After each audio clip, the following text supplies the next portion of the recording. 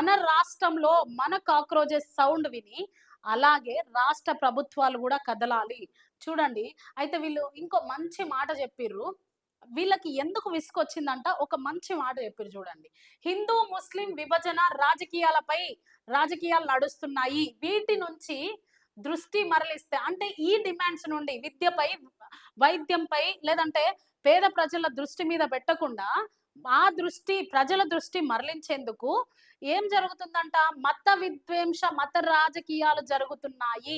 కుళ్ళు రాజకీయాలు జరుగుతున్నాయి. రాజకీయాలు నడుస్తున్నాయి.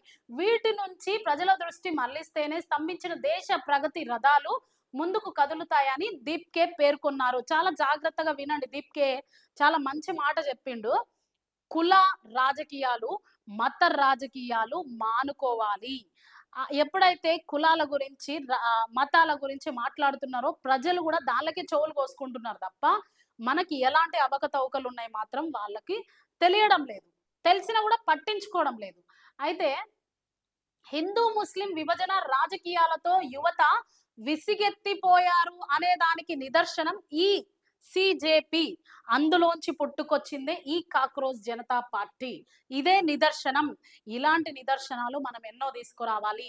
ఈ పిచ్చి కుల వ్యవస్థ మీద, పిచ్చి మత వ్యవస్థ మీద రాజకీయాలు పనిచేస్తూ ఉంటే మనం కాక్రోచెస్ లాగా మనం కూడా ఆలోచించాల్సిందే. తప్పనిసరిగా మనం ఆలోచించాలి. మత రాజకీయాలు పక్కన పెట్టండి. కుల రాజకీయాలు పక్కన పెట్టండి. దేశ భవిష్యత్తు కోసం, పౌర భవిష్యత్తు కోసం, విద్యార్థుల భవిష్యత్తు కోసం ఆలోచించాలి. ఒకవేళ వాళ్ళు ఆలోచించకపోతే మనం ఆలోచించాలి. అది మన బాధ్యత. ఈ కాక్రోచెస్ లాగా మనం కూడా లేవాలి. వీళ్ళు దేశవ్యాప్తంగా విద్య అవకతవకలపై వాళ్ళు ఉద్యమం చేపడుతున్నారు. ఆ ఉద్యమానికి మేము కూడా తోడుగా ఉంటాం. మీరు కూడా సపోర్ట్ చేయాలని కోరుకుంటున్నాం.